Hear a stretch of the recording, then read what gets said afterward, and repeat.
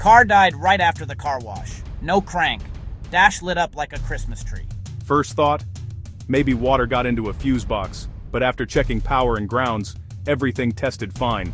Then I noticed the brake lights stayed on constantly. Tiny clue. The brake pedal switch had filled with water and shorted internally. Since the car thought the brake pedal wasn't pressed correctly, push button start wouldn't allow cranking. An $18 brake switch later, car started instantly. Crazy how one tiny sensor can completely shut down a car. Follow for more car tips and simple fixes most shops miss.